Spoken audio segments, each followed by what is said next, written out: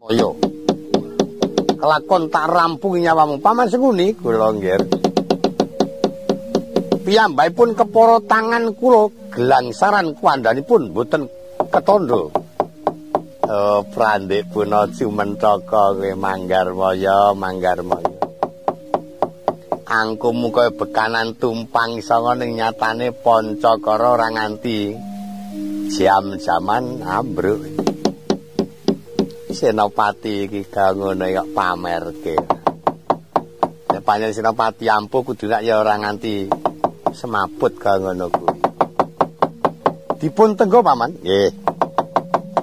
Kula mantep ugra anggere Adipati manjing wonten peperangan Pangiya te Manggarmaya rasakna. Kira-kira wani awet. Agak sedilite ambruk kok nantang kaya ngene bagusi.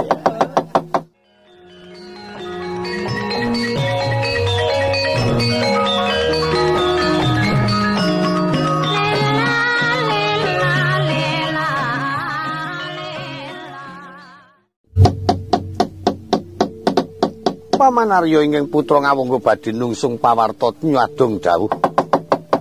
Ngendikanipun kadang kula Yai Prabu Jaka Pitana paman.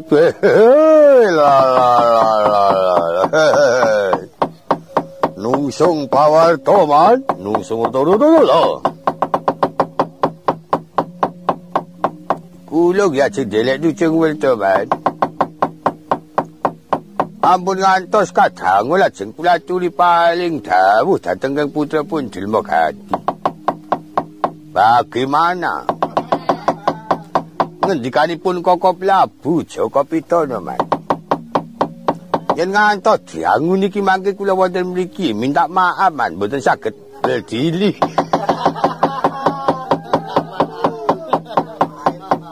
Aku njur minta maaf mboten saged berdiri.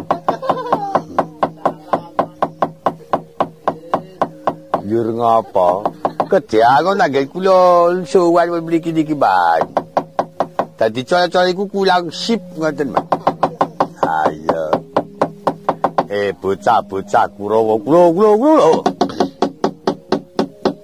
Aja nganti padha salang tunjang rebut ducung nggonmu padha nungsung pawarta.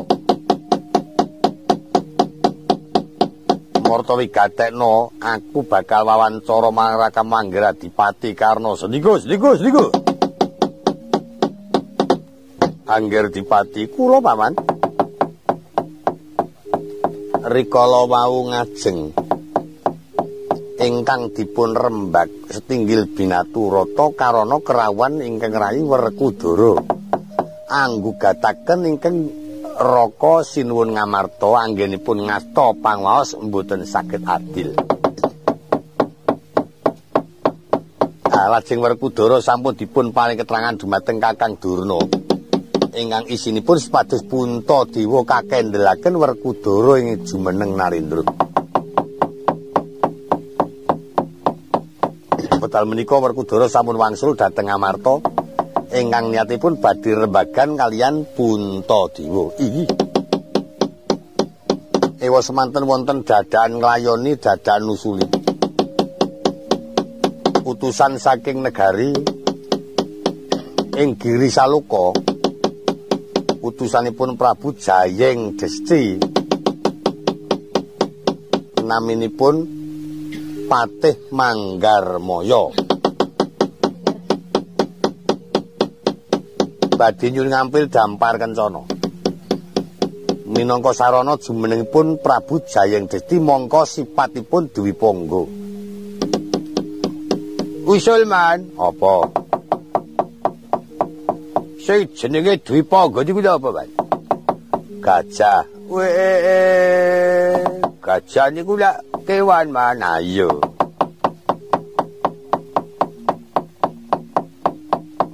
Apa tuh mending ngatasi kewan kok gak jampal iku yo gimana, Mas? Napa mboten nakut-nakuti tiyang? Nakut-nakuti iki apa? Ngatasi gajah niku gedine lho, Mas. Gedene niku mboten lumrah ngoten lho, Mas. Gek dampal niku ukulane kali menungso niku upama dienggo lenggang ngoten yen sing lenggah niku tiyang ro delem ngoten pas. Nek gajah sing lenggah napa mboten sesak, Man? Ah, iku minangka kanggo sarana. Kalau begitu, niku telang sangat yen sing jenenge Pati Manggalmaya niku mung ajeng njaluk dampal kinalya pusaka teng negara pundi niku mawon? Giri Saloka. Lah niku Gili Saloka. Niku tenane ngoten niku, Man. Menawi atur kula atur. Niku boten sak dipalingke mawon, Man. Paling, Man. Amun niku mangke ya dipalingke tundhanipun kula wong ngeli. Apa? Ngeli.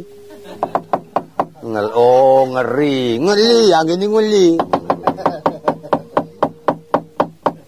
Dadi rasaning Kurawa ditinggal dampar kencana kuwi ngeri. Ngeli, Man, ngeli. Iya.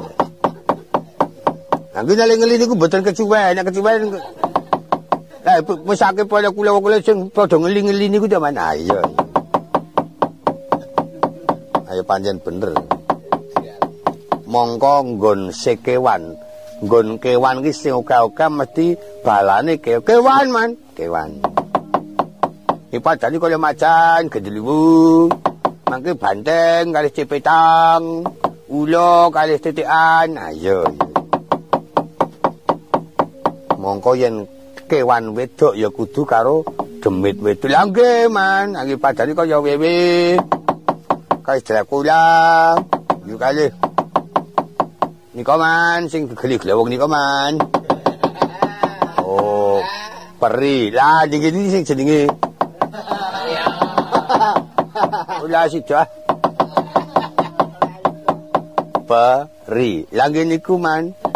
Peri, Mang. Lah wong lha iso muni ngomong kok muni lha salu cok kuwi lha. Lajeng saking kepalipun Yai Prabu Jaka Pitana anggenipun badhe ngerbak kados pundi? Mitra saking ngendikanipun Kakang Durna. Prayoginipun Patih Manggarmaya dipun wangsulaken.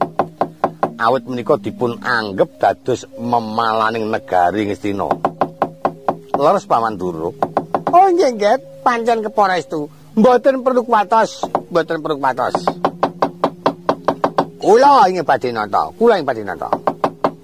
Lajeng Kurawa sak menika dipun bagi dados 3. Baris pendem, baris keder ingkang sebagian nempuh wonten peperangan. Yen pancen boten kengipun pringgaken sae, budi sembadani bangga dirampungi tanggung jawab Durna. Dimas Bulisrawa wonten wayahipun Koko Prabu. Aja nganti kelayatan kabeh para kadang Kurawa didaosi kegaman. Dipethukake Patih Manggarmaya ora gelem semingkir restantane aboke pakunjaran sedika kaya mangkat.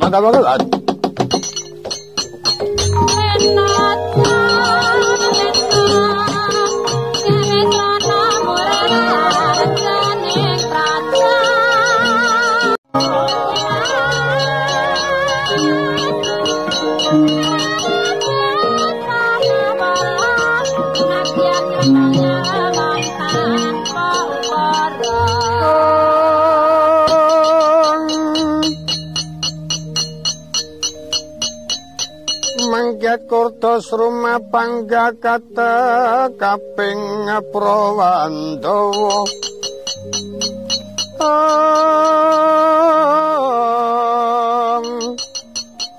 sumaping pabarisan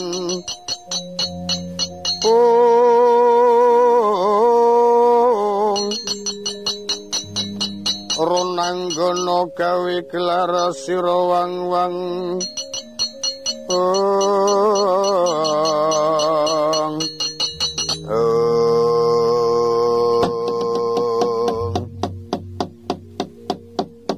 mengkoto abdiku tumenggung Wisa Buntala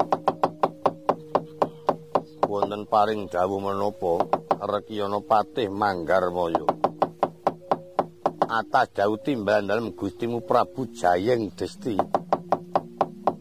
Awake dhewe diutus sowan nyuwun ngampil Dampar Kencana marang Praja Ngastina. Yen pancen diparingake mestine Dampar diboyong. Gandeng ki rembug sajak kaya isih rada. Bundet kang dadi ngendikane tak gambarake karuwetan iki mau ora putus ing wektu dina iki dadak dirembug marang kabeh para kadang mitra waruju. Lah ing dados bundeting rembag kados pundi? Mitra sangka ngendikane bakal dirembug marang kabeh para Kurawa lan para pinisepuh. Dene dereng ngantos paripurna rembag penyanyi sampun medal saking Stinggil. Ya pancen aku dipercaya supaya tunggu ana jabaning Setinggil Binatarata. Kanthi kumpuling rasaku utawa rasamu upamane. Iki mengko Dampar Kencana ora diparingake tumraping pamikirmu, rawi-rawi rantas malang-malang putuk. Kula panjenengan mboten saged mboyong Dampar Kencana tanpa gina swita wonten ing ngersa dalem Kanjeng Sinuwun Prabu Jayeng Desti. Wah, yen pancen mengkono. Sawetara sumadya tata-tata jajal tak petukne.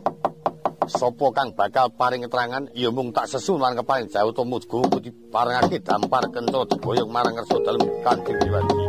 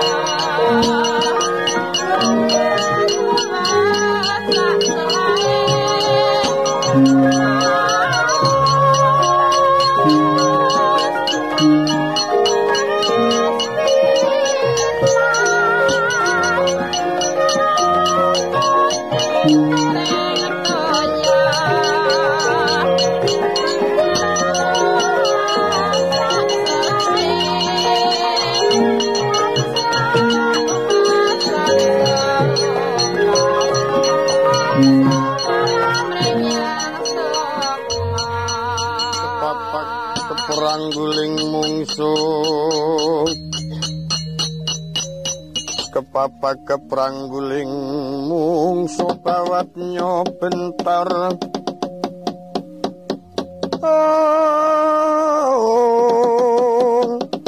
Mula trisang suranggong karo mangsang ronang gono.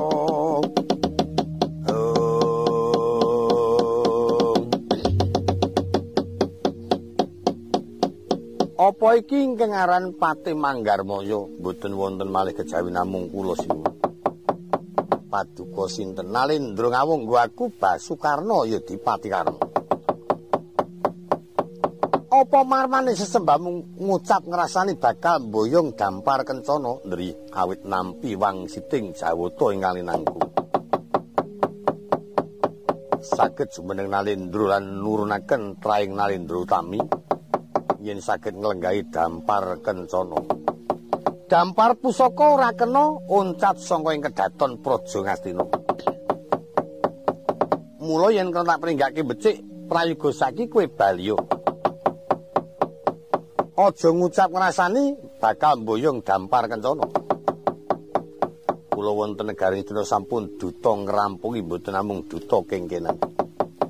Kula wangsul wonten negari Giri Saluka tanpa ngaturaken pamundhutipun Gusti kula nata agung ali dipun paringi duka ageng kula katundung kisah. Malah trimah kula nilar kuwanda wonten praja ngatu yen ngantos cabar lampah kula lah krasa tangan ora kelakon tinggal becik kan.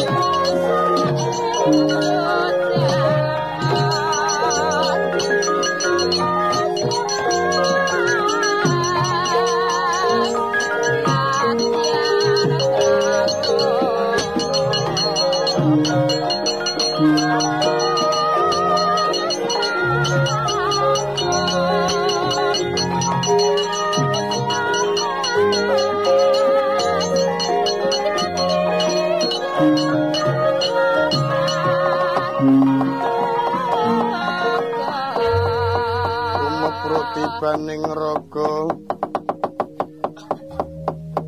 kumilang kilang tumibeng Bantala bentar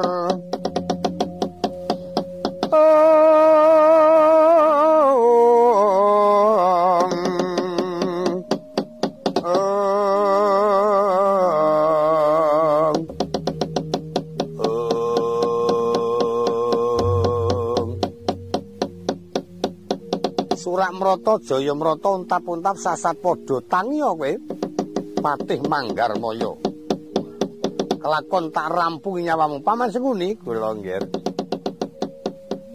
piyambakipun kepara tangan kula gelangsaran kuandhanipun boten ketandha prandhik puna Jumentaka kowe Manggarmaya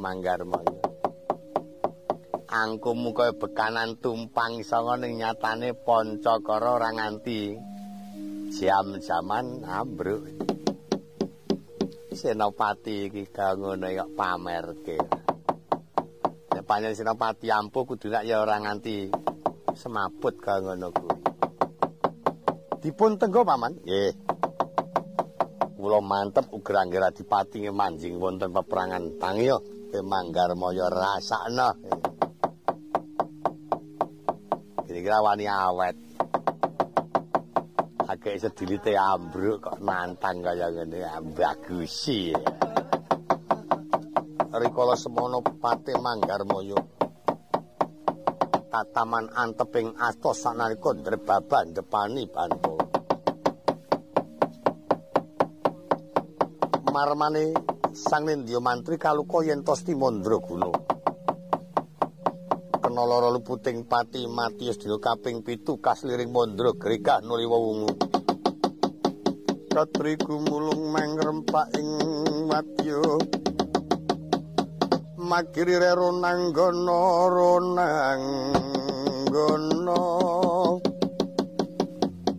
ronanggana gawi gelar sira wang